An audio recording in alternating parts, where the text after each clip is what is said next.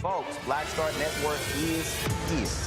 Hold no punches! I'm real revolutionary right now. Support this man, Black Media. He makes sure that our stories are told. Thank you for being the voice of Black America, Roland. Stay black. I love y'all. All momentum we have now, we have to keep this going. The video looks phenomenal. See, this difference between Black Star Network and Black-owned media and something like CNN. You can't be Black-owned media and be scared. It's time to be smart. Bring your eyeballs home. You dig?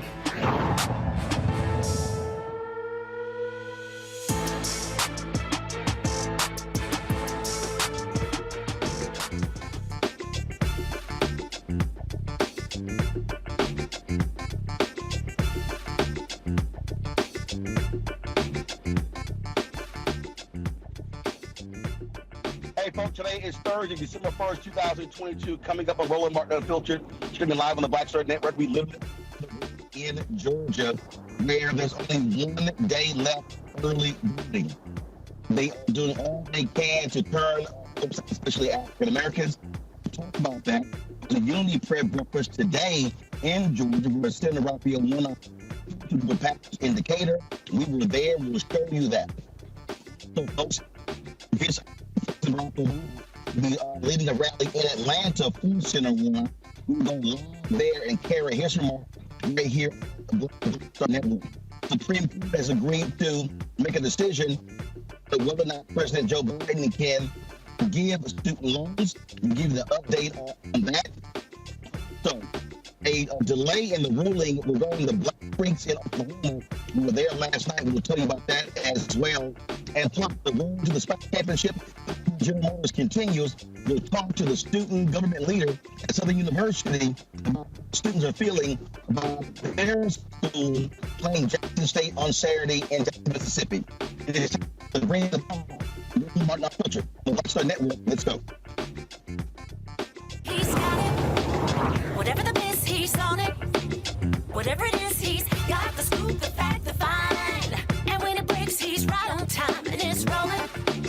Best believe he's knowing. Putting it down from sports to news to politics. With entertainment just for kicks, he's rolling. It's on go, roll, y'all. It's Roland Martin, yeah. Rolling with Roland now. He's funky.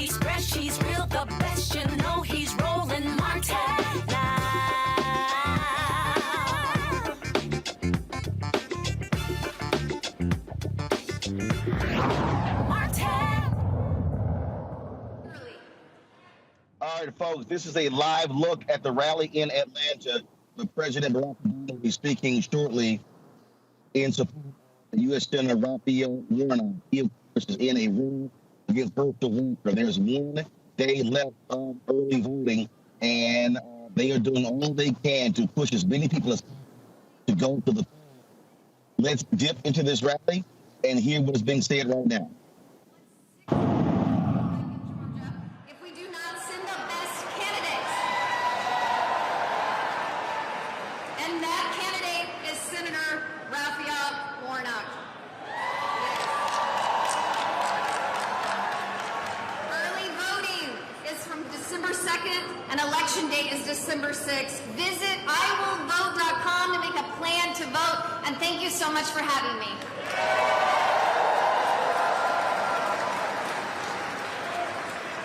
Please welcome Abubakar Sadiq King.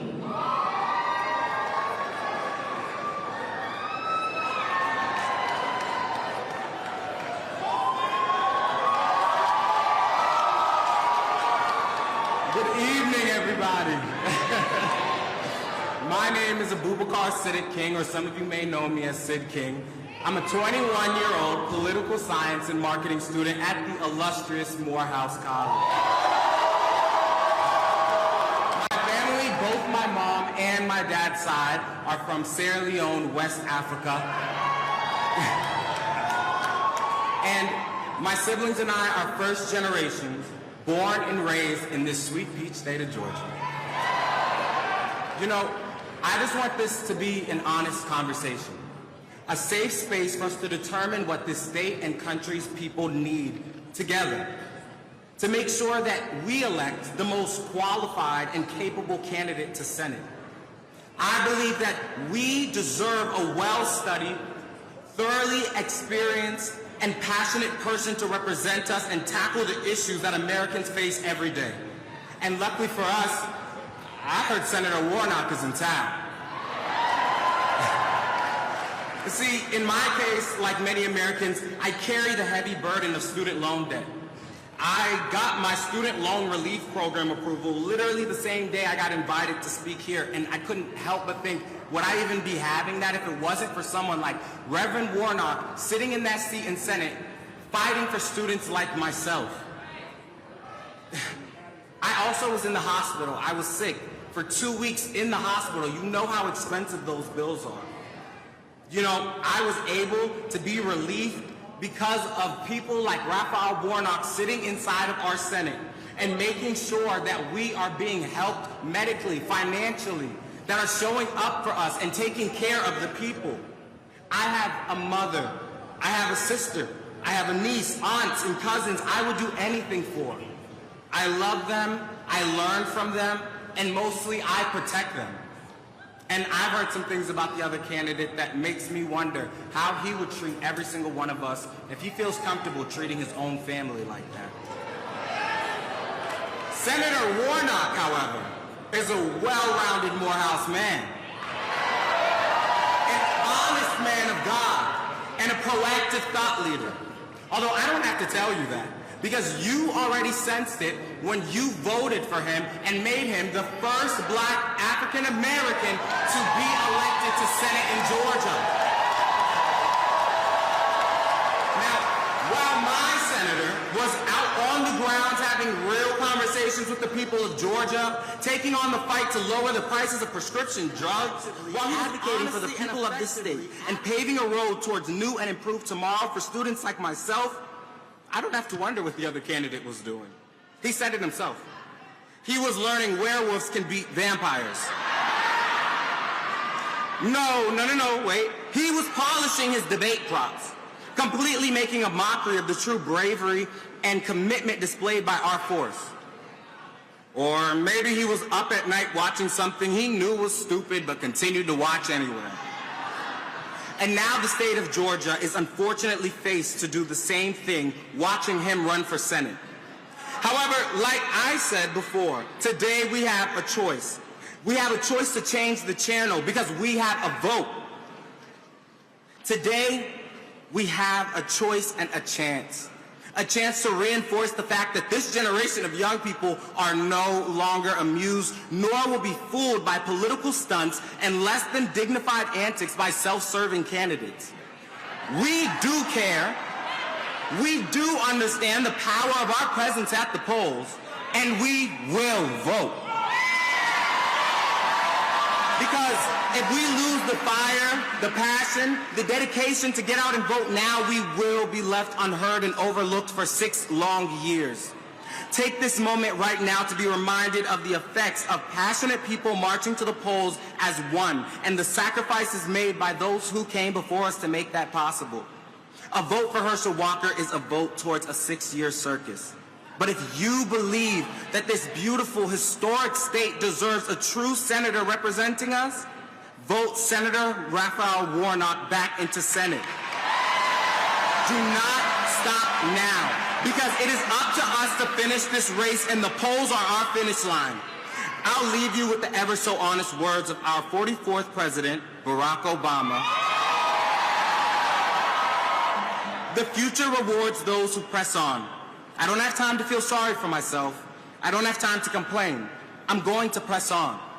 I pray you all do the same and get back to the polls. Because today, we vote for a better tomorrow. And I can't wait to see you all there. Thank you.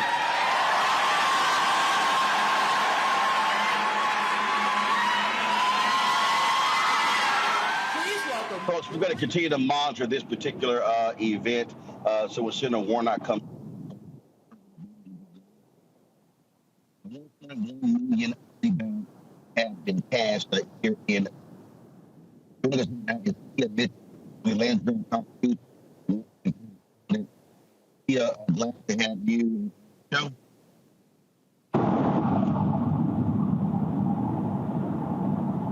Let's see, is Tia there? There we go. I'm having a hard time hearing you, though. All right, Tia, can you hear me now? That's better.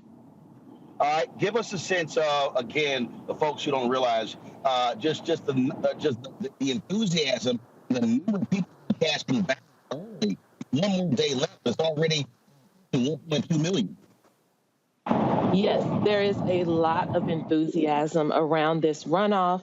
You know, part of the reason why we're seeing such record turnout, of course, is because the runoff window was condensed, which means there are fewer days for people to vote early in person. So as a result, we're seeing very robust turnout in the limited days that are available. But it does show that voters, you know, are still very engaged in this runoff. They know that there is still a lot at stake for both parties. They are very invested in wanting their candidate to win, and that has resulted in big turnout. But unfortunately, it's also resulted in some long lines at polling places all week. As you noted, there's one more day of early voting on Friday. Have we seen any idea in terms of where these from Democrats? Any idea? So I think what you asked was, you know, where the turnout is, if it's Democratic or Republican leaning. And I will tell you, both parties say that there are things in the early voting turnout that they're encouraged by. You know, Republicans noted that some of the counties with the highest percentage of turnout, just percentage-wise, were Republican-leaning counties, but they were smaller counties population-wise. So some of the bigger counties that have had the biggest turnout in raw voter numbers are those Democratic-leaning counties. Again, Democrats were very fired up because of that whole debate over whether early voting on the Saturday after Thanksgiving would be allowed. Republican officials that control the elections in Georgia said it wouldn't be allowed, but Democrats and Warnock's campaign sued. They were successful in the courts. And so when that early voting, it was still an option, both Saturday and Sunday, it was optional. So there were Republican-leaning and Democratic counties that took advantage of that early voting, but it seemed that the early voting overall benefited Democrats more. Those Democratic-leaning counties have the larger population and had more of an advantage, especially on the weekend. And one of the things here that we are seeing here, we've been again, and it is a lot of enthusiasm, but it's also the grassroots group really, beating the door to make sure that people know what's going on. It's not just the campaign. Yeah, so you mentioned grassroots, and we're seeing that, again, both parties are very invested. So on the Republican side, for example, Governor Kemp, who we know won his election outright after the general election, he lent his kind of door-knocking, organizing campaign to Herschel Walker. Mitch McConnell's apparatus is paying for it, but it's Kemp's on-the-ground operation. And then on the Democratic side, Warnock has a lot more money that he has raised, so he has a lot more money to spend. He has a very robust on-the-ground operation. But we see all these grassroots organizations, Black Voters Matter, the New Georgia Project. There are organizations specifically speaking to the AAPI community, the Michelle Obama's Get Out the Vote campaign, which again is nonpartisan, but we're seeing so many organizations working to get people to the polls, make sure that if the lines are long, there are resources there to keep people engaged. They're knocking on doors, they're sending the text messages, they're doing everything to try to turn out as many people as possible. Well, I'll tell you, we saw it yesterday where one of the groups, Georgia Stand Up, they had the food trucks, they had the snacks, the water across the street from the voting location. They were circumventing that new Georgia law that said you couldn't hand out stuff to folks in line, but they were actually doing their part. And so we're seeing folks, and a lot of people will say, well, because of the national turnout you see, you can't call it voter suppression. The voter suppression is not turnout. It's making it harder for folks to vote. People are still jumping over those hurdles. Right. And that's, people like Stacey Abrams all along, that's what they've been complaining about Senate Bill 202, which is that election overhaul that Republicans passed after Democrats were so successful in 2020 in the 2021 runoffs. And this is a consequence that those who oppose Senate Bill 202 said would happen. Again, a shorter runoff window just by design means fewer early voting days, which means that those who want to early vote are going to be compressed.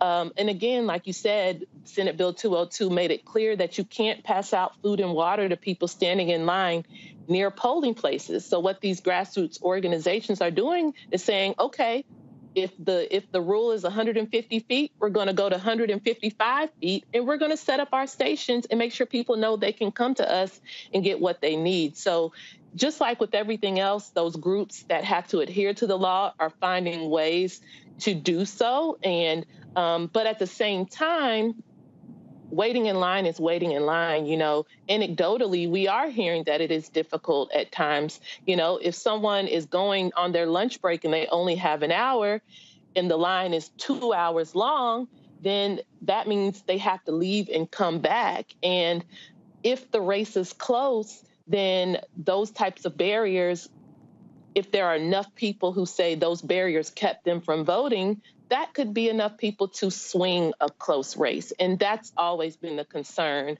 about Senate Bill 202. All right, Tia Mitchell, surely appreciate it. Thanks a lot for joining us. Thank you. Folks, I want to do this here. I'm going to go to a break and come back. We're going to bring in our panel, and also we'll check back into the rally that President Barack Obama is holding as we speak in Atlanta on behalf of U.S. Senator Raphael Warnock, who is seeking to be elected to a full 6-year term against Herschel Walker. You're watching Roland Martin Unfiltered, literally on the road here in Georgia. We'll be right back on the Star Network. Is it just me? Or does it feel like we've been here before? The whole country's finished voting, and only us left. You'd think Herschel Walker would want to explain what he'd do in the Senate if he actually wants to represent Georgia. Instead, he repeats the same lies, trying to distract from what we all know is true about him. But I think Georgians will see his ads for what they are. Don't you? I'm Raphael Warnock, and yes, we're doing this again. That's why I approve this message. On the next Get Wealthy with me, Deborah Owens, America's Wealth Coach, Inflation is on the rise. Interest rates are high. Can you still thrive during these uncertain times?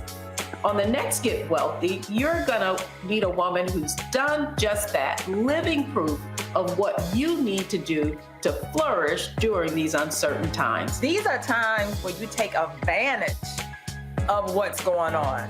This is how people get rich or richer. That's right here on Get Wealthy, only on Black Star Network.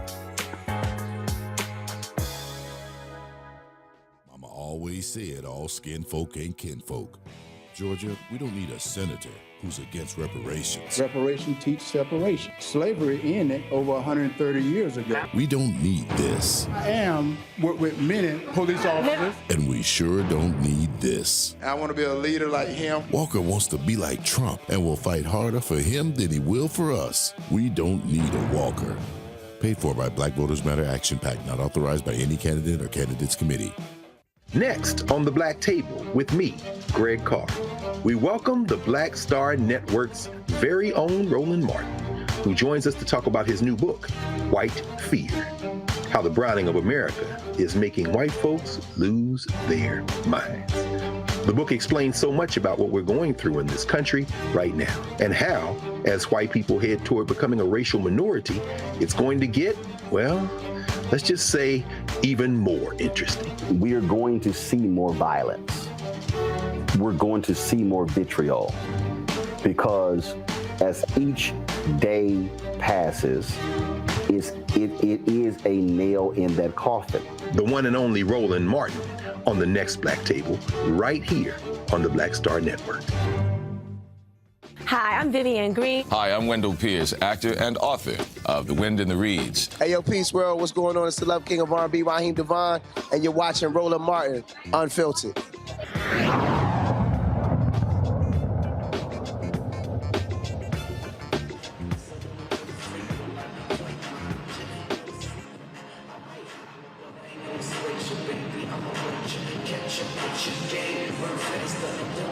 We are literally on the road here in Georgia. We're on the road here in Georgia, where it is 1 day left of early voting.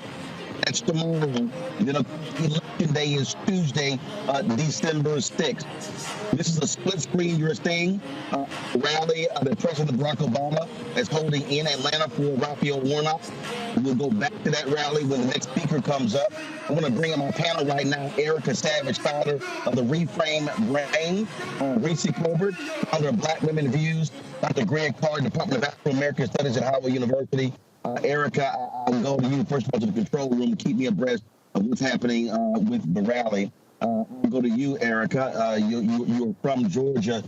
The Warnock folks really are focused on the outlying area, not just the major metro areas, not just Atlanta, not just Savannah, the large cities, Augusta. They really have been focused on Swainsboro, Statesboro, Albany, Sandersville, Columbus. We can go on and on. Because what we saw in the general election, we saw black turnout in a lot of those places. Again, Sandersville is an example. Black turnout was 48%. They really want to get those places where you have, 20, 25,000 people to be able to bump those margins up. Absolutely. And I just want to say thank you again, Roland, for being on the road. Everybody that's there with the Roro-mobile, you've definitely been to many counties in Georgia, my hometown of Albany, Georgia. And you are right, listening to the conversation that you and Tia were talking about this specific election. Georgia was doing the work of democracy before insurrectionists stormed the Capitol on January 6th. They were out in the runoff, and it's so exciting to see the reports. We look at the top of the week. We had 500,000 Georgians that voted in a runoff election. On Monday, the Secretary of State's office reported that over 300,000 Georgians had voted on that day, breaking Georgia's record before, which was like 233,000 early voting in one day. So you think about all of the students that are home for the holidays. They were out working with those groups that you and Tia talked about, those local groups like 9 to 5, New Georgia Project, y'all mentioned. Black Voters Matter has been saturated throughout the state of Georgia for quite some time. So all of those efforts, the things that we've been talking about on Roland Martin Unfiltered, the work that you have been doing in person, yourself on the ground, many, many days, months, and weeks out of the year, the fruit of that effort is what we're seeing in the Senate runoff that was triggered because neither of the candidates got over the 50% margin. So I just want to say that this is really the way that we have to keep this pretty much going forward. As the young man said for Morehouse, Gen Z has really engaged this vote. And so the efforts that the young man talked about is that he said the poll lines or the finish line is actually the beginning, but for them to already have a thinking that this is something, this is a race, that it is actually a marathon, that we have to keep the pace because we're not just looking at this election, we're looking at many elections to come, the general, and especially having someone in office that is going to carry the concerns of not just a hostile domestic terrorist group, but that of democracy and the will of the people. So it's very encouraging, very proud of my home state to be turning up and be doing what they do, specifically on the Senate runoff election where the stakes are so critical, not just for Georgia, but for the entire country. You know, Reese, we stopped by Fort Valley State. Warnock has been to Kennesaw State, Georgia State, obviously, the HBCU.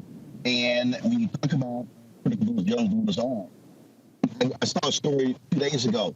75% voters under 30 in Texas did not vote in the last campaign. And that was just an astounding number. And the thing that we keep talking about here, candidates and campaigns are going to have to figure out how to directly engage voters like that, because that's really how you're going to be able to win these races. Because you have to be able to reach the folks who say, hey, I don't really see these issues being important, but get them to understand this part of the process. But you got to talk to them in a way to reel them in. And I think that's one of the things that's also important over the next several days. The Warnock campaign, they're going to be dispatching a lot of artists all across the state, holding concerts in multiple cities. And not only Friday, Saturday, Sunday, but there are multiple concerts happening on Monday as well. I mean, they are pulling all the stuff out because at the end of the day, Tuesday, that's it. There's no more campaigning. It's all about voting. Yeah, absolutely. I mean, the key for Democrats is capacity and maximizing the capacity of their voters. When 75% of voters or 25% of voters stay home, then Democrats are going to have a lot of ground to make up. It's an uphill battle. And I've seen in polling where Raphael Warnock, Senator Warnock, is strongest with people under 50. But when you look at what the Republicans are promising to do, just yesterday, I think it was Senator Thune said that the Republicans in the Senate are going to try to use the debt ceiling as a manner of cutting Social Security and Medicare. These are issues that are extremely important to seniors. And so what is not clicking for some reason is that with Republicans in power, and Herschel Walker is a rubber stamp on the Republican agenda, seniors are particularly vulnerable here. And so I think that for the older population, they really need to be hammering home things like healthcare, things like insulin, that Senator Warnock has really championed to bring the cost down, as well as other prescriptions, benefits being prescription out of cost being limited to $2,000. And so there's that part. Reese, hold tight 1 second. Hold on 1 second. There's a live shot here of Senator Warnock, who is now speaking at the podium. Let's go to Atlanta. In this way, tonight, on the 67th anniversary of a day when Rosa Parks sat down.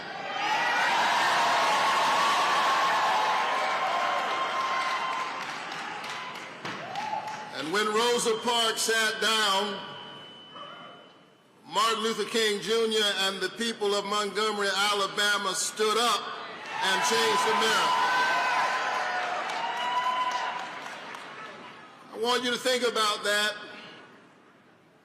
as we ask you to vote. Because the people of Montgomery stood together for some 381 days, and by some stroke of destiny mingled with human fortitude and determination, they bent the arc a little bit closer to justice. We stand tonight on their shoulders. And then in 2021, hi baby, how are you? In 2021, inspired by movements like that, we built a multiracial, multi-ethnic, multi-religious coalition that sent the first African-American senator and the first Jewish senator to the United States Senate in one fell swoop.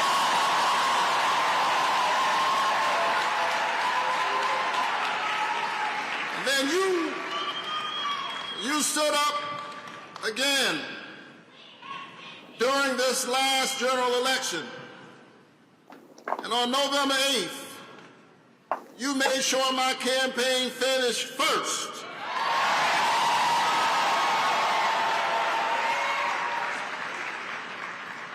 But here's the thing.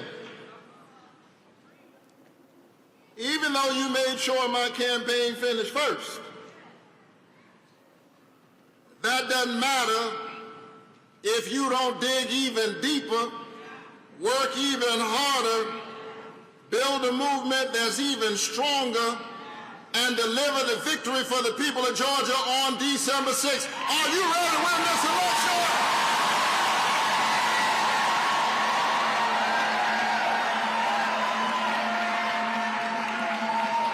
It's time to vote. It's time to vote. Listen, I'm inspired by this strong early vote turnout. I am. But I don't want us to be lulled to sleep. The other side is already playing games. Have you thought about it? We saw record voter turnout last weekend, but don't forget what we had to do just so that could happen.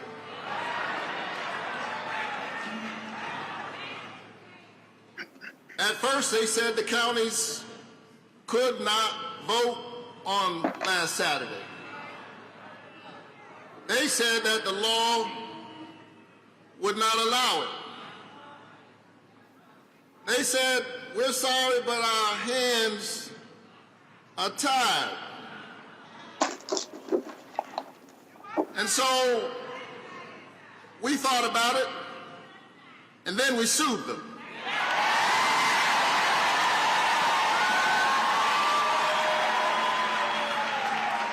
And we won.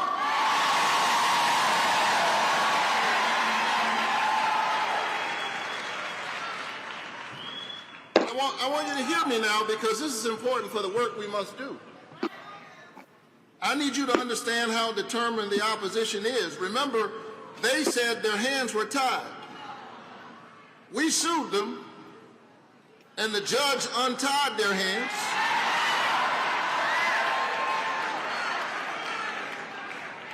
And then they showed us their hands by appealing the judge's ruling. And we won again.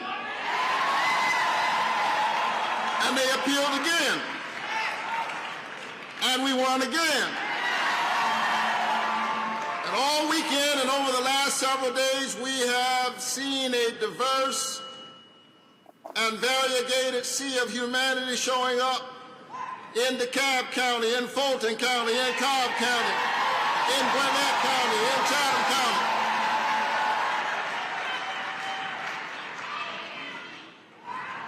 And we've got to keep on showing up. We've got to keep on voting. We cannot let up, my beloved, not even for one moment. We've got to keep our foot on the gas all the way to victory. Are you ready to win this election?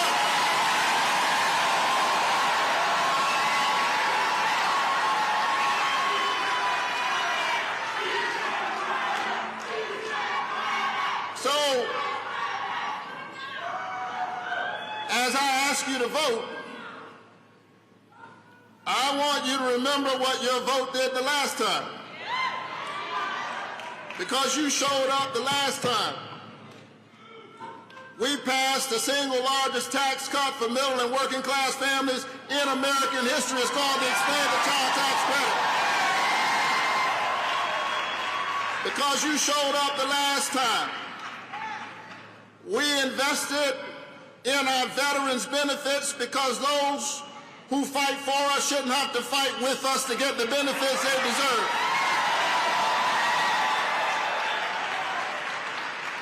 Because you showed up the last time, we invested in domestic manufacturing because we shouldn't be waiting on chips to come from China. We ought to be making those chips right here in the United States of America. Because you showed up the last time, we capped the cost of insulin and capped the cost of prescription drugs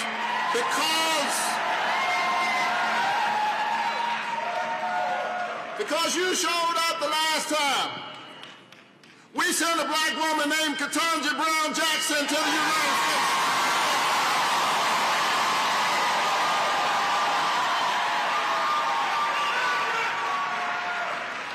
Georgia, I need you to do it one more time.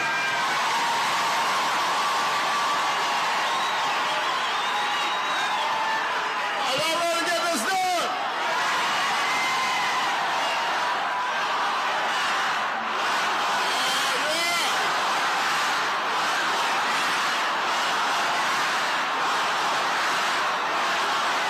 That's right.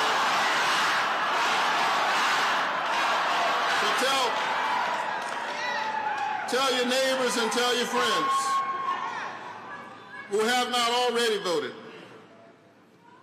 Tell them that a vote is a kind of prayer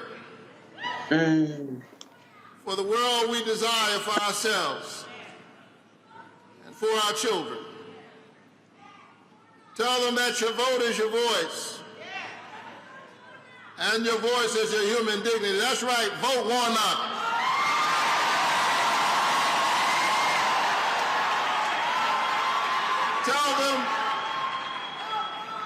Tell them that democracy, tell them that democracy is the political enactment of a spiritual idea. This notion that each of us has within us a spark of the divine. We were created in what the theologians call the imago Dei, the image of God. And if you're not given to that kind of religious language, that's all right. Our tent is big. Put it this way, we each have value. And if we have value, then we ought to have a voice in the direction of the country and our destiny within it. Georgia, it's time to raise your voice because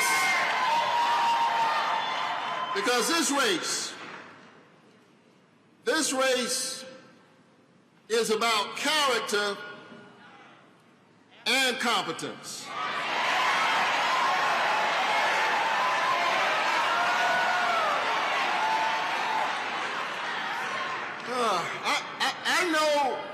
I know we have political differences. That's part of what makes this country a great country. But let me tell you, in my race, this is not about Republican and Democrat. This is not about right and left. This is about the difference between right and wrong.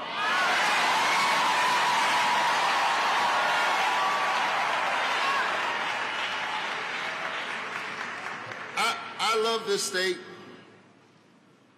and I love you. I love this state, and I believe in my bones. I believe in my soul that Georgians, Republicans and Democrats,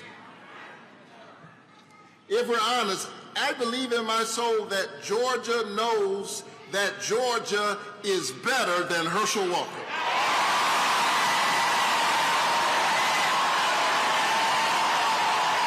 Come on. Georgia is better than Herschel Walker.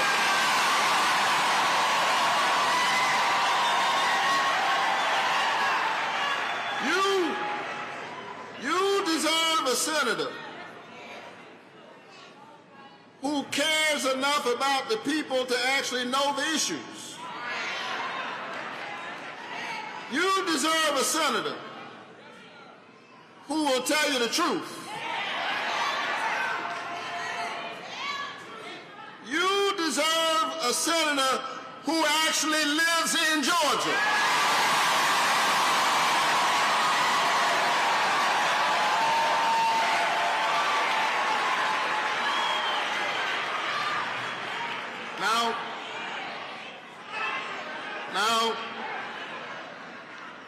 Now,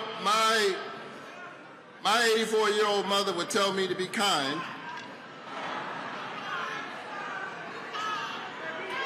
And I don't mind giving credit where credit is due. Herschel Walker was an amazing athlete, an amazing football player, who created a lot of energy at the University of Georgia. He was an amazing running back.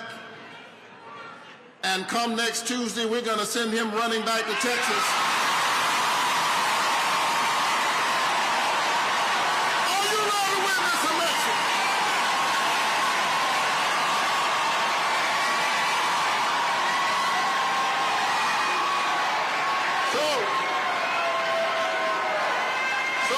So Georgia, let me say in closing,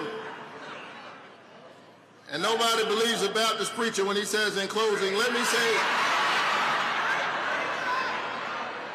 say in closing that you must know that I want to work for you. I clearly want this job, not for me, but because it gives me a chance to continue my life project of public service in a new way. Here's why you know I want this job. This is the 5th time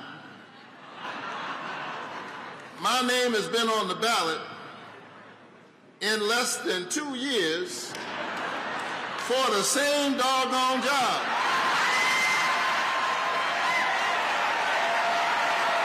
And the first time my name was on the ballot, I finished first.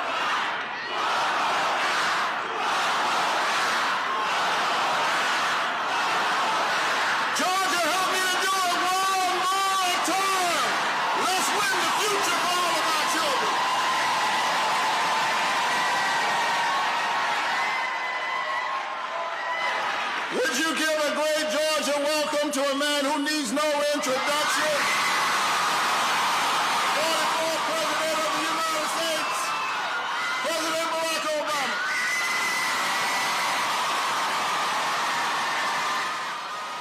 Great car. You can tell right there the big difference between a Raphael Warnock and a Herschel Walker. Absolutely. And I know we're about to hear from the 44th president. Herschel Jr. Walker is an embarrassment to the country and to himself. But at the end there, and I know we're going to listen to President Obama, so I'll just end with this for now. What we just saw was Warnock tapping into that true preacher tradition. He did the job right there. That shade was exquisite. I'm sure Obama, everybody loves hearing Obama. We're going to hear him now. But what you just heard, whatever Obama's going to say, in contrast, the preacher just left the podium. And he just sealed the deal without calling that man anything. You send your ass running back to Texas, bro. And he used his mama to do it. That was beautiful. Let's go back to the rally in Georgia. Here's President Barack Obama. You get a buy one, get one free deal on elections this year. But I'm here today for the same reason that I was here the last time. To ask you to vote one more time for my friend and your outstanding senator, Raphael Warnock.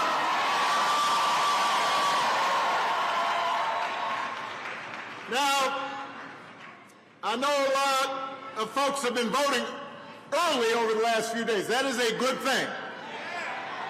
That is an encouraging thing. But you knew there was a but. Plenty of folks haven't voted yet. Tomorrow is the last day for early voting. And then we need to get people out to the polls on Tuesday, which means we've still got work to do. And you know what? I'm counting on you to do it.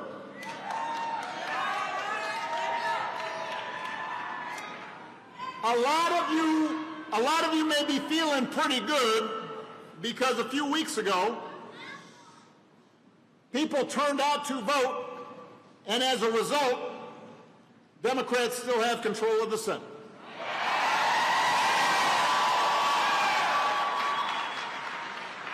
And because of some really concerted efforts in a lot of important states, many of the most egregious, potentially dangerous, and let's face it, somewhat crazy folks, election deniers, got beat.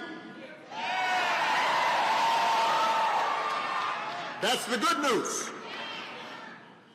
It turns out that most Americans prefer leaders who want to bring people together to solve real problems, as opposed to conspiracy theorists and fear-mongers. That makes me somewhat optimistic. It's good to know that folks would prefer normal to Looney Tunes. That's a good thing. But, and you knew there was a but, I'm here to tell you that we can't let up. I'm here to tell you we can't tune out. We can't be complacent. We have to run through the tape. And that means all of us doing our part to make sure that Raphael Warnock goes back to being the United States Senator from the great state of Georgia. And I know you can do it because you've done it before.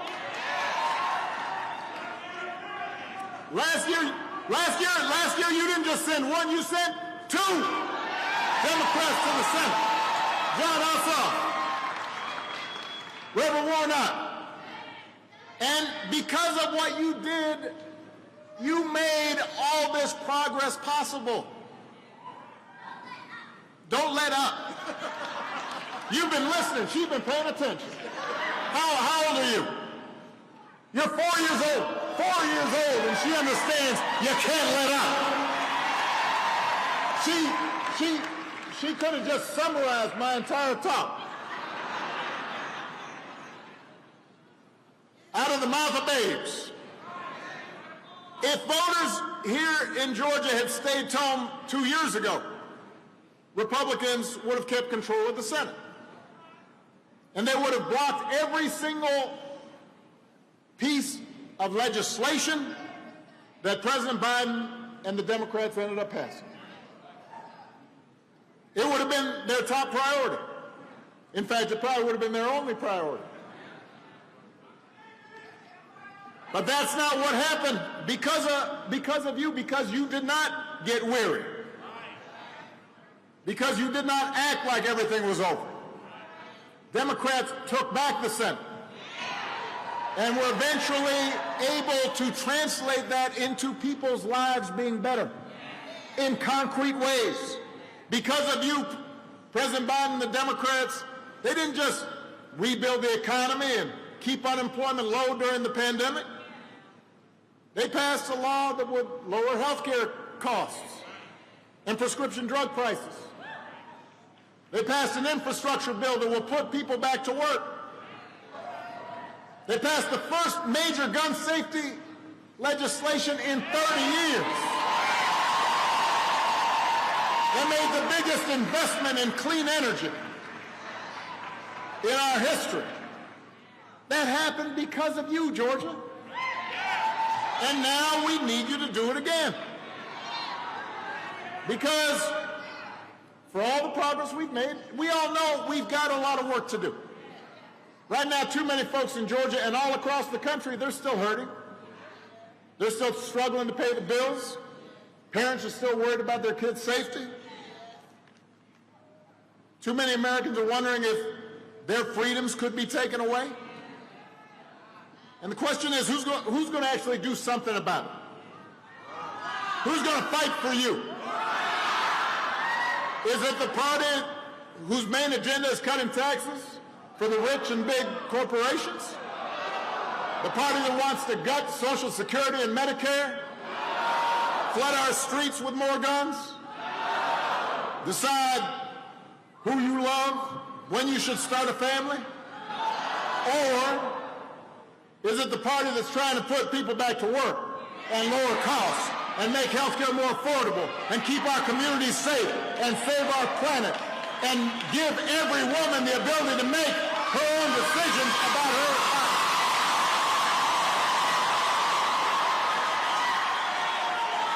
That's the choice in this election. That's what's at stake. And you know, the other side knows this. You heard what Reverend Warnock was talking about. They've spent millions of dollars here in Georgia over the past few weeks trying to get their folks to show up and get you to stay home. Because they know they don't have winning ideas, their strategy is to scare you and confuse you and bamboozle you, run the okey doke on you, and make you believe that your vote does not matter. Am I right, Mayor? I am right. Here's the thing. That only works if you let it. You have the power to decide this election. You have the power to determine the course of this country. And if you work hard between now and Tuesday, if you get out to vote, but just as importantly, you get everybody that you know out to vote, then nobody's going to stop you. Go ahead. What's your name? Karan. And you said we've got the power. That's that 4-year-old again. She's still paying attention. It's a boy. He just got long hair. You got the power? He's only 4. And he's making sense. Now, there are just a couple of more things I got to clear up here. Karan may already know this, but some of the rest of you may not. Some folks are asking, well, if Democrats already have control of the Senate, why does this matter? What's the difference between 50 and 51? The answer is a lot. Let me break it down for you. An extra senator gives Democrats more breathing room on important bills. It prevents one person from holding up everything. And it also puts us in a better position a couple years from now when you've got another election, but the Senate map is going to be tilted in the favor of Republicans. And It'll help prevent Republicans from getting a filibuster-proof majority that could allow them to do things like passing a federal abortion ban. So that one vote in the Senate could make all the difference. But you know what? There's one more reason, and it's the biggest reason.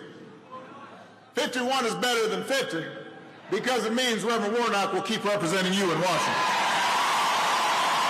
That's the best reason. That's the number one reason. He was wondering if I was going to get to that. Come on, Reverend, you know I got your back.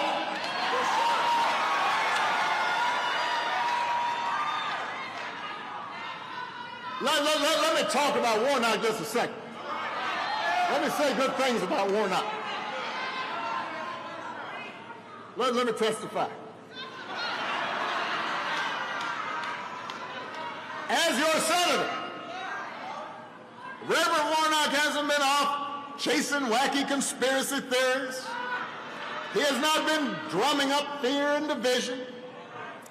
He's been, you know, Washington, they talk about some folks being show horses and some folks being workhorses. And you got a workhorse here. He's been working to lower prescription drug costs.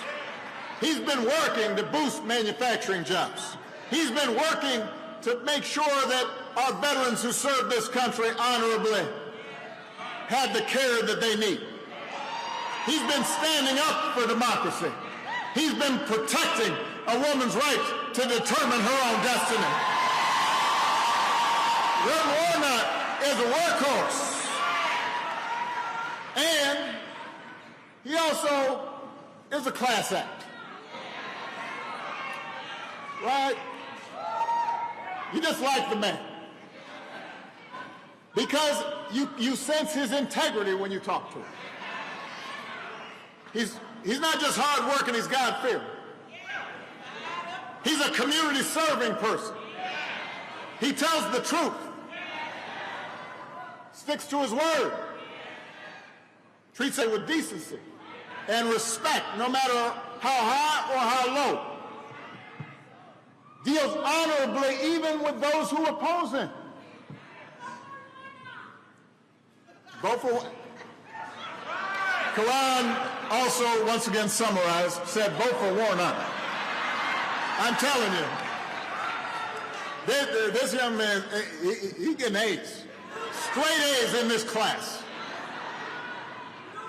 Now, on the other side, you got Mr. Walker. All right, don't boo now. Vote. I told y'all that. I told you the last time. Can't nobody hear you boo, but they can hear your vote. All right. So you got Mr. Walker. Look, I was here last time. I think I made clear my thoughts on Mr. Walker. I had to acknowledge, and you know, some of you, you know, everybody here has pretty good home training, right? And so, you know, you're always reticent if you don't have something nice to say about somebody. You don't say it. So I talked about what a good football player he had been. But I also had to acknowledge that I did not think he had either the competence, the character, the track record of service that would justify him representing Georgia in the United States Senate. Now, if you had forgotten what I said the last time, it's okay, because you just have to wait a minute. He reminds you every time he opens his mouth. I mean, every day. Every day he comes up with something. Every day. Since the last time I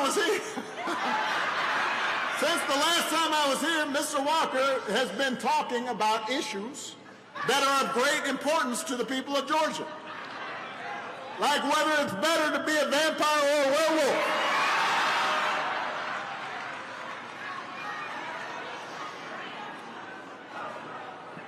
This is a debate that I must confess I once had myself.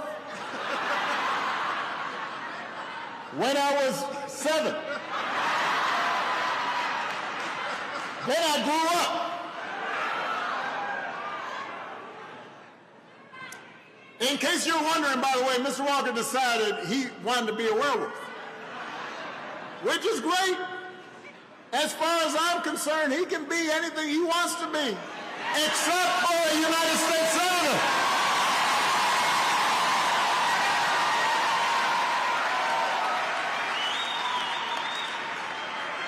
Since the last time I was here, apparently he also claimed that he used to let me beat him at basketball.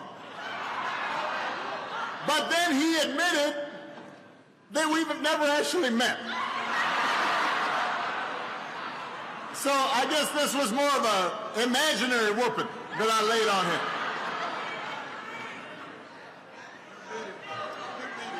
Now, listen, this would be funny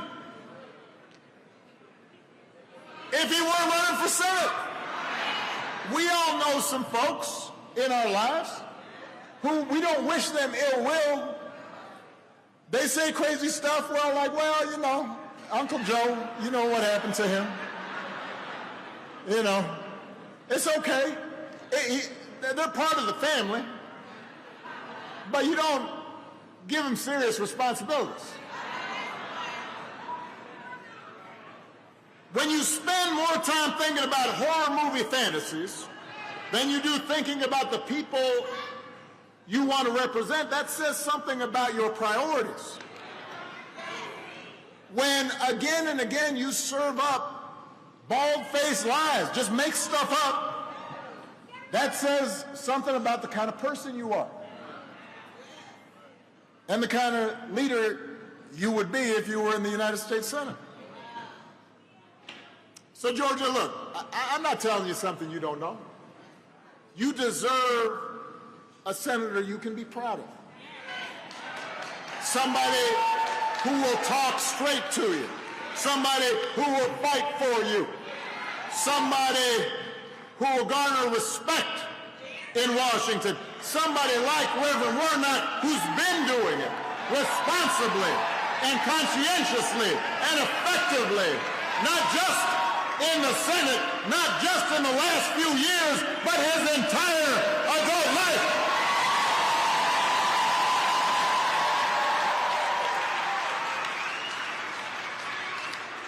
So that's why you need to get out and vote. That's why you can't let up. Because change doesn't happen in one election. It doesn't even happen in 2 elections. It doesn't even happen in 5 elections. Change only happens if you keep organizing, keep voting, keep mobilizing, keep educating, keep speaking up, keep working hard to make change happen. Imagine looking back in history, right after the Emancipation Proclamation. Imagine if all the abolitionists and the civil rights activists had said, oh, everything's going to be okay now, let's go home. Imagine if, after some women, not all women, but some women, got the right to vote, organizers said, oh, all right, I got mine. We're all equal now. Our work is done here. Imagine where we would be. If we want real progress, if we want lasting progress, we can't be satisfied with one victory because victories are always incomplete. History doesn't just move in a straight line and moves sideways. Sometimes it moves backwards when we're not vigilant, when we're not working. So we can't allow ourselves to get tired. We need sustained effort. And by the way, not just on Election Day, but every day in between. And when I think about that vigilance, when I think about that stick-to-itness, When I think about finishing the job, there are a couple people that come to mind. The first is Georgia's own, my friend John Lewis.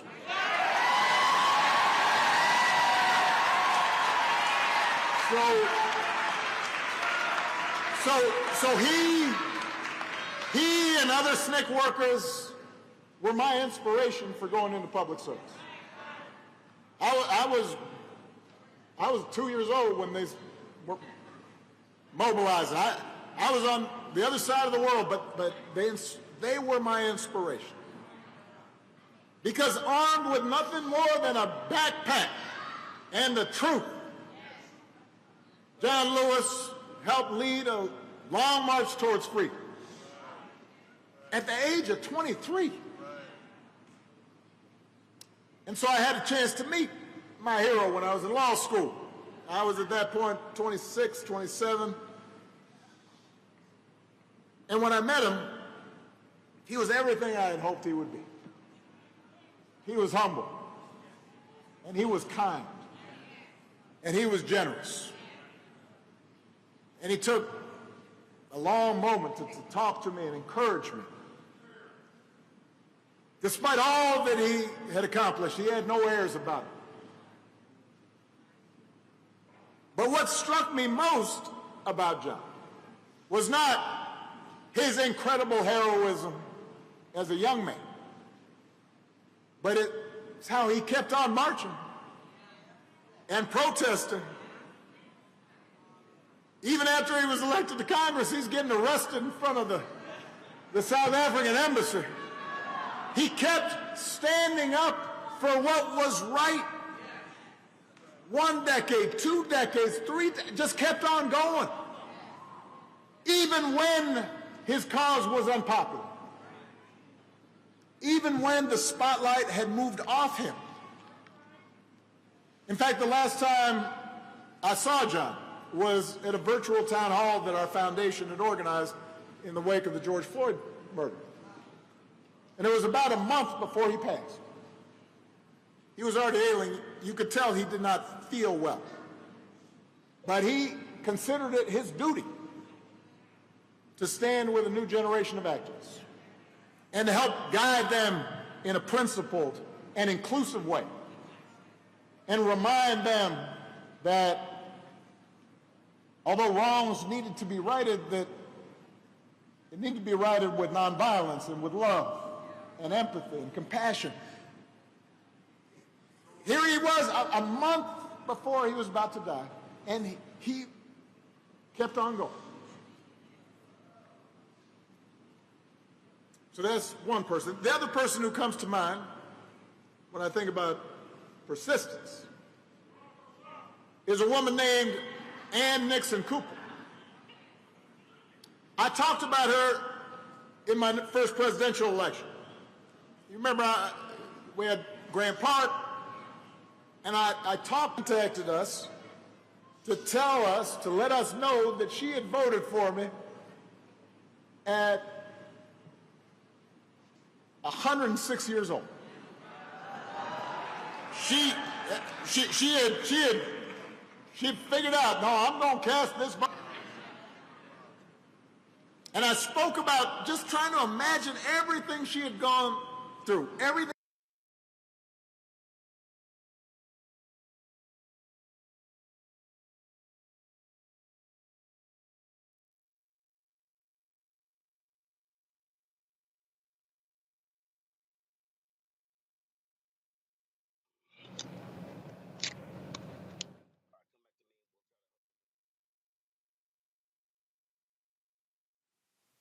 All right, folks, the feed from Atlanta froze, so we're trying to get that fixed. Erica, Reese, and Greg is still here.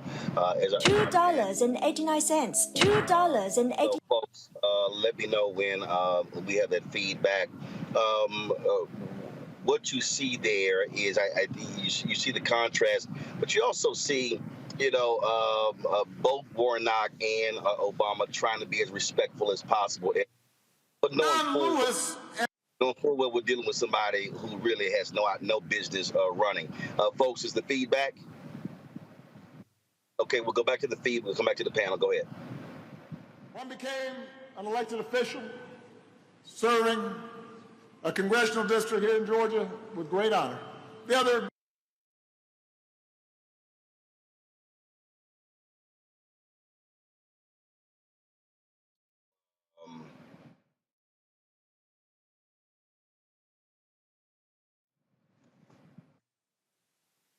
So yes, we're still trying to get this straight. So Erica, it's clear that they know this man has no business representing Georgia United States Senate. Yeah, listening to President Obama be very slow and methodical about the way that he laid his shade out around, Herschel Walker, really, while laughable at some points, it really did speak to the level of disrespect that Republicans have for Georgians, specifically Black Georgians, but Republicans as a whole. We've talked about this on this platform over and over again about what Republicans' goals are, and it's raw, naked, unhinged, at any cost power. Their God is whomever that authoritarian is that they place in control. They're godless. It has nothing to do with the message of faith or belief. This is about power. This is about them being able to lord over people. And, Georgians have had their fill of this for quite some time. When you think about this party at its height, have weaponized the presidency. They've weaponized the senator with Lindsey Graham still kind of in somewhat of a court loop there with having to testify about the cause and what he was doing with regard to the 2020 senatorial election that Senator Warnock and Ossoff were involved in then. So when we think about how Republicans have said loudly that they give zero fucks and that they will back someone who is unfit to do anything, quite frankly, especially when you're talking about such a serious branch of government, that it is really incumbent on those who are registered to vote to continue to pull their efforts and making sure other people get to the poll, but also for continuing to highlight that this is who Republicans are. Mainstream media is obsessed with fawning over them, being in the bed with them, redressing them, propping them up in our faces, but to have a strong rejection and to make sure programming and platforms such as Roland Martin Unfiltered continue to bring forward truth to help people prepare for the battles ahead, I think are definitely something that Georgians are resonating with. So this is indeed, what President Obama is doing is really kind of a bit of addressing, because a lot of the work has already been done, and Georgians are really about the business of making sure that democracy goes forward with all of the efforts that we're seeing here presently. Control room, do we have the feedback? If we so, let's go back to the.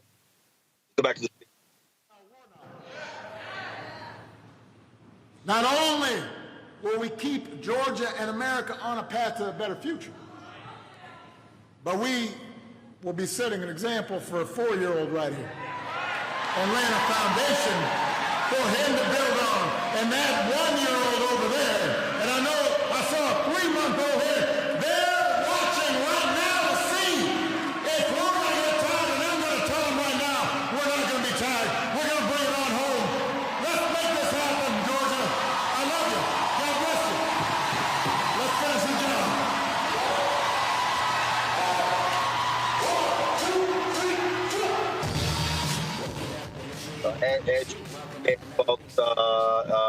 President Barack Obama has concluded his remarks. He's there on stage with Georgia United States Senator Raphael Warnock, who is trying to win his 6-year term. Remember, in 2020, he won to complete the expired term of Johnny Isakson.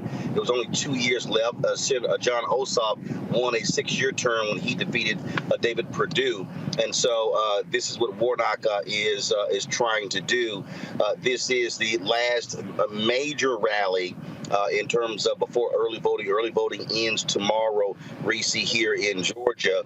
But there are a number of other people coming in to Georgia entertainers, singers, and actors. Dulé Hill was in Columbus today. You've got Bishop Vashti McKenzie coming in, Tasha Cobbs Leonard coming in, Israel Houghton coming in. Other people have been reaching out and calling the Warnock campaign saying, hey, I want to come in. What can I do? They understand the stakes here, and they're pulling out all stops. And literally, you're going to have multiple events happening across Georgia between now and Election Day, Reese. Yeah, I mean, I appreciate the rallying of the troops, but I have to stop for a second and say, this is fucking ridiculous. I think this is just fucking ridiculous that we have to beg and plead and pull out the stops this hard for an election that should be a landslide. We're talking about a distinguished senator, a pastor of Dr. King's church, against a serial violent abuser, alleged, okay, we'll say that, a serial abortionist, a pathological liar, a person who might possibly have brain damage. I'm not trying to be ableist with that, but he does not seem to have his faculties there, who waxes poetic about vampires and bulls and cows and werewolves and shit, and who's literally a walking stereotype of every disgraceful stereotype you have about Black men. Just because he won a Heisman, this motherfucker is in the running because he's Republican. This is really embarrassing. This is really gross. And this is really disgraceful and disheartening that we have to try this damn hard to even get Senator Warnock past the finish line. I mean, right now they're basically tied, 49-47. Thank God he is wiping the floor with Herschel Walker in the early vote, but in the same day, in the election day polling, Walker is leading. And so I go back to Erica's point earlier about pacing and making sure that we don't let up going into election day. If you voted to early, great. Take somebody to the polls on election day. You know, do some text banking, do some phone banking, because there is a lot at stake, not just even for the sake of what's going to happen in the Senate, but for just the sake of Black people not looking like fucking idiots every time Herschel Walker is representing us in the damn U.S. Senate. I mean, a 4-year-old has more sense than Herschel Walker does. And I'll just say this. God forbid this motherfucker wins. All I have to say is I don't want to hear shit policing anything about any other Black person. I don't want to hear nothing about bonnets. I don't want to hear nothing about how much I curse. I don't want to hear nothing about anything that Black people are doing anywhere else, because this motherfucker got in office despite being completely unfit and disgraced. But with that being said, please, for the 57th millionth time, y'all, vote. If you're voting already, thank you. If you haven't voted, please get your ass out there and vote. And please take 10 other people with you that are eligible. We don't need no damn voter fraud shit. But take people that are eligible to vote. And I know y'all out there, because only 50% of y'all voted in on election day on November 8th or whatever day it was. So please, people, vote so we can shut the hell up about this for at least 6 more years when it comes to Georgia. But here's the thing, Greg, and I certainly understand Reese's sentiment. But the reality is there are a significant number of people in this country who feel as if they have been left out, ignored, that their vote actually is a waste of time. This is one of the reasons why Reverend Dr. William Barber and others have talked about Democrats stop chasing voters in the suburbs, really go after those low-income, poor workers, speak to their interests, young voters as well.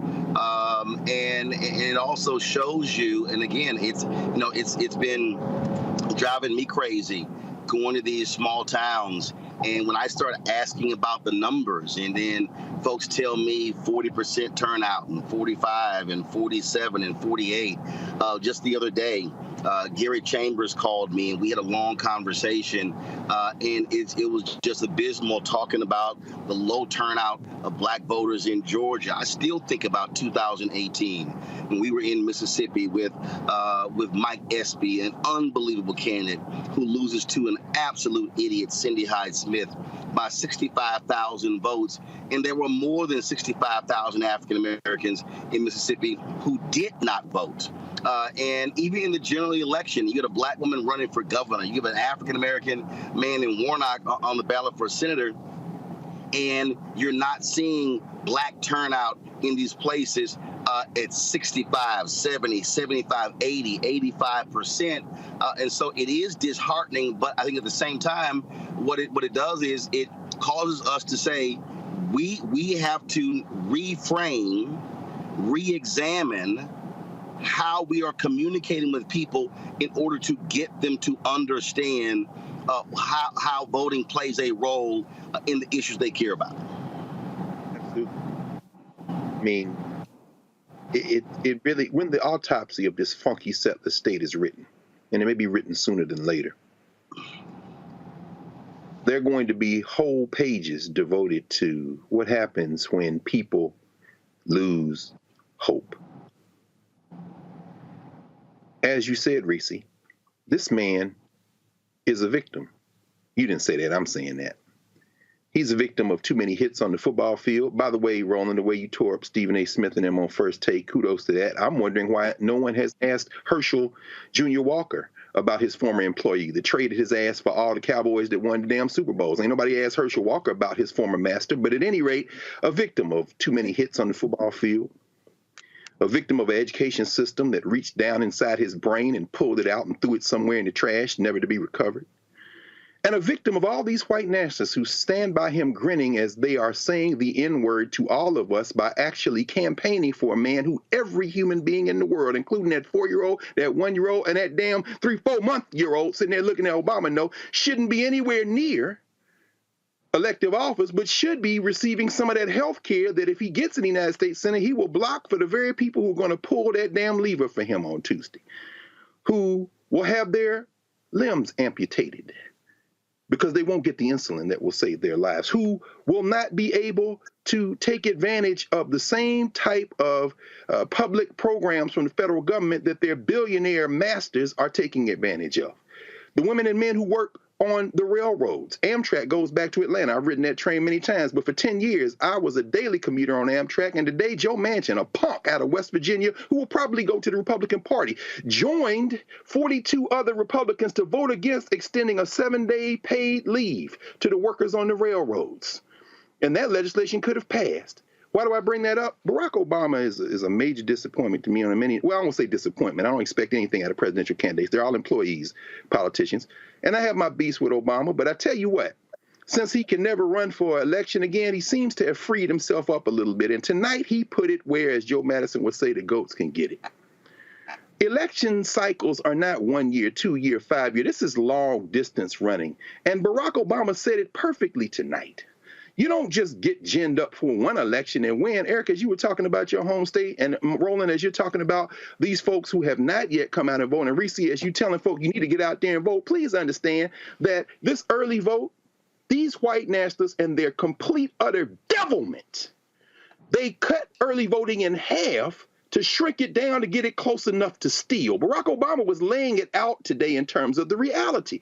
He said, it will be funny, except this guy's running for Senate. So when you look at the fact that over 800,000 people have voted early, but in the 2021 election, 40% of the people who could vote in Georgia had already voted by the end of early voting. And now we're sitting somewhere about 12% of those who could vote. They shrunk it down so they could steal it. If they could have clipped off last weekend, they would have really gotten close, because I got plenty of students at Howard who were at home last weekend. And as you said, Eric, those college students went and voted before they went back to school. That's what they were after. They were after all those students from Penn and Harvard and Howard and A&T and all those Atlanta residents who were at home for Thanksgiving.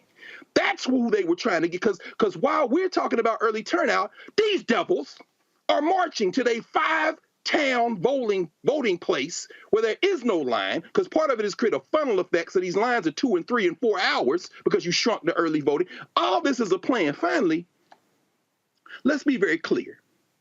Warnock wins. Joe Manchin, take your ass back to a state where you are literally murdering your voters with your votes, and you go on and switch to the Republican Party. Kristen Sinema, you take your funky Toonie Loon ass back to Arizona and expect the primary from probably Ruben Gallego, because you've spent your last term in the United States Senate. See, if Warnock wins, Obama just laid it out. 51 is better than 50 for any number of reasons, one of which is they are playing for all the marbles to White Nationalist Party now, because they realize that if Warnock wins, you've just rendered Manchin irrelevant, and you've made Sinema wonder, does she want to try to keep a seat that she's going to lose anyway, and you might soften her ass up. Let's talk about the fact that Raphael Warnock entered his remarks today, not with John Lewis, and all respect to the ancestor, but with Rosa Macaulay Parks from Tuskegee, Alabama. When Rosa Parks sat down on that bus in 1955, she didn't sit so politicians could fly. She sat because she was the youth secretary of the NAACP. She sat because she had been trained at Highlander Folk School in Tennessee. She sat because that triggered a massive boycott. And Roland, as you have sat and had conversations with Fred Gray, and that was only 67 years ago. Happy belated birthday by a day to your mom, Roland. She's 75, hit that diamond. Congratulations to her. At the same time, she was 8 years old when Rosa, representing a community, sat. And what happened then, what Warnock is really talking about, it wasn't just the fortitude to stay off the buses for a year. It was the fact that then, in June of 1956, after they had been off the buses for 6-7 months, Fred Gray goes into court and and argues Browder versus Gale. And Browder versus Gale, where you have 5 black women, including Claudette Colvin, sue in federal court because they didn't include Rosa Parks because that would have been a state issue and they wouldn't have been able to trigger the 14th Amendment. It took them to win Browder versus Gale, to empty into the Supreme Court affirming that decision. And then when they went back into court, Alabama tried to refile, and the Supreme Court said, no, this is what you call long distance running. We're not going to win this war in this funky place by thinking you can win with one election. But I tell you what, there are moments, and this is an inflection point. And when the autopsy of this funky place is written in 10, 20, 30, 150 years, one of the lines is going to be what happened at moments of inflection when you didn't do what was necessary to defend yourself. And God forbid if Herschel Jr. Walker runs his ass up in the United States Senate as an embarrassment to the whole concept of humanity, threatening women, forcing people to terminate pregnancies. Man don't even know his damn name. He wins, then we're going to have a different kind of conversation. I'm right with you, Reese. Don't come running then. Your running need to be to the poll on Tuesday. But I do want people to understand, and again, I'm a firm believer of, in terms of how you keep these things in perspective, we are actually having a conversation about re-electing African Americans statewide. I mean, I can literally remember having the conversations of the difficulty of black candidates even running statewide. I mean, I'm talking about, look, I turned 54 this month. I'm talking about, we were having this when Harvey Gantt ran against Jesse Helms for the United States Senate in North Carolina and came very close to beating him. And so here we are. And yeah, the numbers are not, you don't have a ton of folks, but the fact of the matter is, we are now seeing, because of demographic shifts, we are now seeing more African Americans on the state level elected statewide. These, obviously, U.S. Senate race. I still contend that, and I use the Harold Washington race as a perfect example, Erica. Congressman Harold Washington said to Lou Palmer and others, y'all got to get X number of people, I think it was 100,000, something along those lines, to register. They did it. And then he was like, damn, I got to run now. He said, he put a number out there. The thing that I remember the most was that when he ran, the percentage of black voters who turned out was extraordinary. It was upwards of 80% of all eligible black voters. And what I am suggesting is that, and I did this the other night when we were in Sandersville, they kept talking. I said, no, let's talk numbers. Let's talk numbers. I said, if there was a woman who said she had a list of 1,900 people who lived there who did not vote. And I said, you pull that list, that's almost 20% of the winning margin for Biden and Harris in 2020. And see, I think we have to be thinking like that. I just think that we have to We have to reframe, redefine how we are having these conversations with people to connect with them. I just think the way it is being done right now is wrong. I fundamentally believe, Erica, all across this country, that there should be citizenship training classes. Churches should be saying every Saturday, 9 a.m. to 11 a.m., we're having citizenship training. I just think because we just got a lot of people who literally just don't fully understand how government works because they're not being taught. And so they're just like, you know what, I don't care about none of that stuff. I think that's a huge role in when you look at these numbers of folks who don't vote. Yet when we enlighten them and educate them, that could be the difference maker. Absolutely. When people are more educated, they're more empowered to make decisions. And we've seen this play very well on other sides. So, listen, I think that that's something that we have discussed here at length, at least on Roland Martin Unfiltered, all of us jointly together and separately. Throw the old playbook away. It does not work. We have talked about how to get out the vote, coming into Black communities, doing things at last minute. Going back to the ways in which at least I grew up. I'm 45 years old. I can definitely remember, going to church all day on Sundays and being in Sunday school and all of those things. So I was really raised in an environment of learning, and that's just how it always was growing up. So citizenship, watching C-SPAN, but even as a kid, if I didn't watch C-SPAN, we had public broadcasting television. And so there was a lot of that was baked into the programming that we watched as well, too. And then the conversations about current events, having newspapers delivered to our home. So fast forward to being in another day and time where information is consumed quite differently.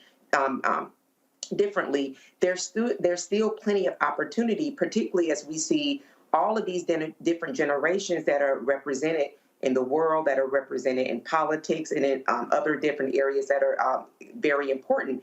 I would urge people, Reese talked about, the legislation around the health legislation that's going to be important for seniors, the Medicare, how Republicans are really wanting to break Medicare, make it privatized, right? So that's an issue for seniors, but not only for seniors. As somebody, as you all know, I've been open about this, as someone who had a life-changing injury, Medicare comes into play then, right? So it's not just people who are seniors. We definitely want to fold that into the conversation because seniors definitely are a community and group that we care about, and also bring other people to the conversation to say, you may be 19, 20, 30 years old. However, because of the current pandemic, people that are suffering from long COVID and they're suffering from brain issues, brain injuries, lung, respiratory issues, a myriad of different issues, we want them to know that that is why this legislation is important for them as well. So I do believe and think that collectively, Roland, what we've always been talking about, that the organizing, the educating, the making sure that people who don't make money to rent yachts or sun on Instagram or what other social media platform that they do, that people who are going to work, keeping the economy going, those essential workers, people who we don't see, but we feel the effects of them having been present and showed up for work, that there definitely needs to be education, civic education that is more tailored for them.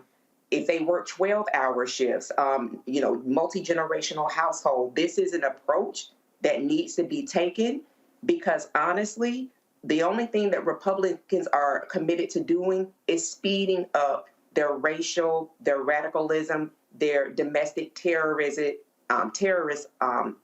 tactics that they're continuing to use. So to actually do some preventative work on the digital end and both talking to people in person of what you mentioned, Dr. Reverend Bishop Barber has been doing for quite some time, is going to be absolutely essential, critical, and necessary in maintaining any fragment of democracy.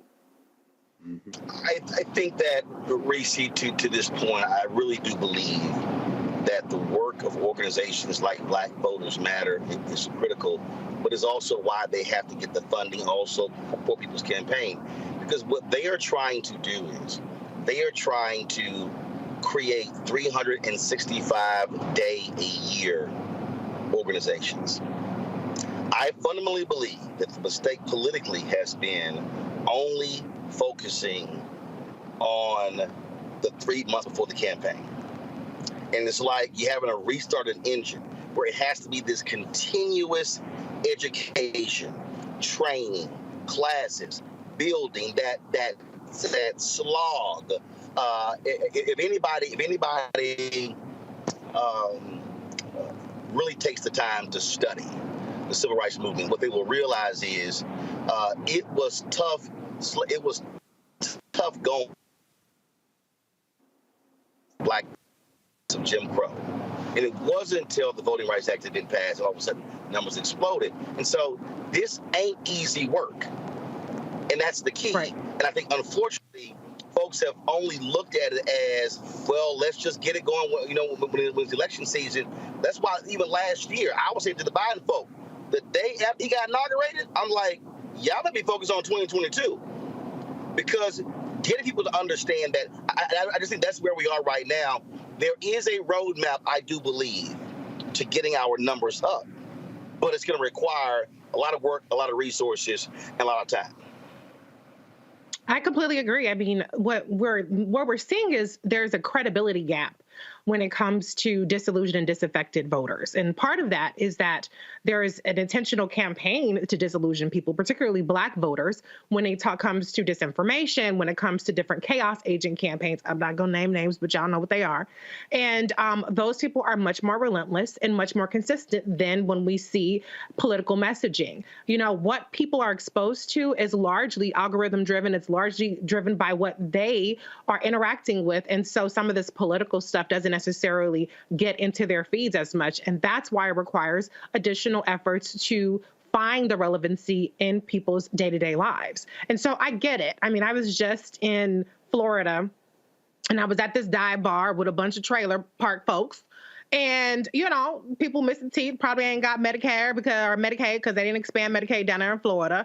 And Ron DeSantis just won handily. And I was looking around, and I mean, maybe this sounds elitist to me, but I was like, I get it why these people, you know, don't feel like, let me vote for Charlie Crist and get some Medicaid so I can have some teeth in my mouth, or my leg don't get amputated. They sitting up there enjoying their $3 beers, karaoke, and singing Fleetwood Mac. And that's life for them. They ain't thinking about getting more than $7.25 an hour, et cetera, et cetera. So there's a large section of people who just getting by, who are, you know, they don't really see a connection between politics and improving their own life. If they can get their $5 Jägermeisters or $3 Coronas, they all set. That's a win for them on that day. And so what we have to do is connect the dots for people. That's not a campaign ad. That's not even a rally.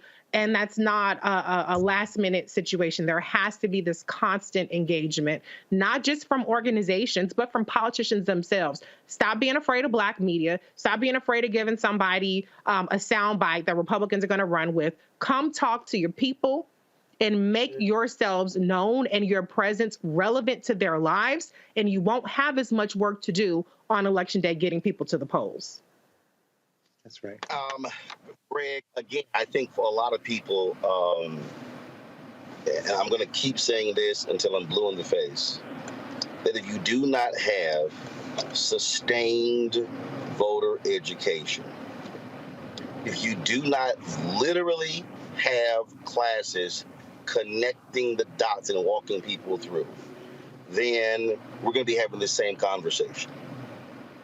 And we have to impress upon our people, because the numbers don't lie. Literally, if we take Black participation from 40, 45, 48% to 70%, we literally clean house. The numbers don't lie. No, you're right, Roland. I mean, you know, it's really disheartening. It's really disheartening thinking about the things that people, if they are aware of the relationship between voting for specific politicians and policies, the things that will improve their lives, the gap between that and the reality is disheartening. And Reese, you said this, and Erica as well. The playbook has to be thrown out. Rappers and entertainers having rallies, that's great. But people really aren't responding to that. What you said is absolutely the only way that you can engage in protracted struggle. There are no days off. And as Paul Robeson said, that there is no sheltered rear. So when you look at a Rosa Parks, for example, to go back to that, she was part of the NAACP. E.D. Nixon and them organized 24 hours a day, 7 days a week. And when they formed, it wasn't the Montgomery Bus Boycott Committee, it was the Montgomery Improvement Association, which led to the Southern Christian Leadership Conference. And you had a strong network of black churches, black media, as you're always making us, black newspapers, not only in Birmingham, but the Atlanta Daily World when they moved SCLC headquarters in Atlanta. I mean, these black institutions kept this going, and it was 24/7, 52 weeks out of the year. Septima Clark and the Citizenship Education Program coming out of South Carolina, where she linked citizenship to literacy. And one of the first things they do is start working on reading the Constitution. Esau Jenkins from the Sea Islands joining her. And then when that gets brought into SCLC, and you've interviewed so many of these folk over the years talking about this, it is a 24/7 campaign. In Tuskegee, where Ms. Parks was from, I was just rereading Jesse Guzman's book on the Tuskegee Civic Association. One of the members of that association, many of these folk worked at Tuskegee, but many of them just rather rank and file black folk in Russell County and Tuskegee, around there, farmers. You know, that's where Dr. Gamillion, Charles Gamillion, came from, that filed the voting rights suit, Gamillion versus Lightfoot, that made it to the Supreme Court, that destroyed gerrymandering in the city of Tuskegee and laid the foundation for the 15th Amendment, standing up and saluting before the Voting Rights Act. But as you said, they didn't start that 2 weeks before, or 6 months before, or even a year before. This is long-distance running fighting. And you're absolutely right, Reese. I mean, these white nationalists, and you've said this many times, Roland, I know Adam Harris, our brother, has written about it at the Atlantic. The cruelty is the point. The damn railroads were about to be shut down because workers have been screaming bloody murder for years. I'm not just talking about the people that punch your ticket. I mean the people who are out there busting their ass right now in this cold so you can eat food and go to the grocery store so you can go. These people have been screaming bloody murder. It took the federal government intervening, and they brokered a contract, but they had a rider, a separate bill that said, will you please give us some paid leave? Only 6 days paid leave. Joe Manchin, you punk-ass piece of human, voted against it. I'm going to tell you, Joe Manchin voted against it, and you know who voted for it? You know who were among the 6 Republicans who voted for it today? Marco Dan Rubio, Josh Hawley, and Ted Cruz voted for it. They said you're screwing the working class, and guess who else voted for it? Bernie Sanders. See, some things are beyond. This is human decency. The feds got involved because they get ready to shut the railroads down. So they forced these people to accept this contract they had negotiated, and in human cruelty, they wouldn't even pass a law to let these people have 6 damn days paid off to work. F the United States of America forever, as far as I'm concerned, because see, I'm the son of an enslaved person. When this shit go away, I won't shed a tear. I hope I live long enough to see it disintegrate. But if you don't understand that we are not fighting for America, we are fighting self-defense. Gary Chambers called you, brother. Louisiana, North Carolina, and Georgia saw the numbers of black voters in these election cycles over the last several years go down. We're not rallying for America. We're rallying for our self-defense. And there are enough of us, if we go out and do this one thing, there are enough of other people in this country that will join with us, and you won't have to live through a moment that when this thing falls apart and you say, now, here's another type of civic education. Can you shoot a gun? Can you fight the whole damn army and the police in every fucking state you got in every city? Can you fight them all? Because that's the civic education you're going to need if you don't take this civic education seriously. Trust me. There is no alternative. I know my revolutionary friends will say they are. At me. We can talk all day and all night, baby, and I'll take you chapter and verse. Absolutely, folks. That is it for us. As I said, we are here in Georgia, literally on the road. We're at Fort Valley State, heading back to Atlanta right now. We will be, tomorrow's last day of early voting. We'll be in Georgia, visiting some early voting locations tomorrow. And then our team will be headed to Jackson, Mississippi, covering the SWAC championship, the pregame show, partnering with General Motors on Saturday morning. So we'll be broadcasting from there. We'll be back in Georgia on Sunday, be here Sunday, Monday, and of course we'll be here election election night Tuesday, broadcasting from the Warnock campaign headquarters on Tuesday night. And so folks are busy. If you know anyone in Georgia, give them a phone call, send them a text, tell them that they need to vote early. Don't wait until Tuesday. Cast their ballot and bring 5 to 10 folks with them as well, because every vote absolutely is going to count.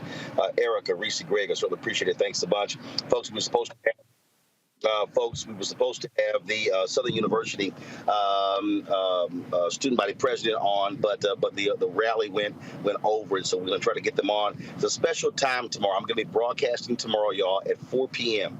So here's what's going on. I am one of the presenters at the Urban One Honors. They're taping the Urban One Honors at 6 p.m. So I will be actually live tomorrow on Roland Martin Unfiltered from 4 to 6, and of course we'll restream it later as well. But tomorrow I'm live from 4 p.m. Eastern to 6 p.m. Eastern tomorrow on Roland Martin Unfiltered, and then of course we'll be restreaming it because I will be participating and presenting the award to Congresswoman Maxine Waters at the Urban One Honors, which will air on MLK Day on TV One. Folks, that is it. Don't forget, download the Black Star Network app, Apple phone, Android phone, Apple TV, Android TV, Roku, Amazon Fire TV, Xbox One, Samsung Smart TV. Also, please join our Bring the Funk fan club. You can support us. And first of all, everybody on YouTube, hit the like button right now. Okay, we should be at 1,000 likes before I sign off. So your check-in money order to P.O. Box 57196, Washington, D.C. 20037-0196. The Cash App is $RM Unfiltered. PayPal is R Martin Unfiltered. Venmo is RM Unfiltered. Zelle is Roland at RolandSMartin.com. Roland at RolandMartinUnfiltered.com. And get your copy of my book, White Fear: How the Browning of America is Making White Folks Lose Their Minds. Available at Ben Bella Books, Amazon, Barnes & Noble, Indie Books, Bookshop, Chapters, Books A Million, and Target. You can also download your copy on Audible. You can order through your favorite Black bookstore as well. Folks, that's it. So appreciate it. Thank you so very much. I'll see you tomorrow. Holla!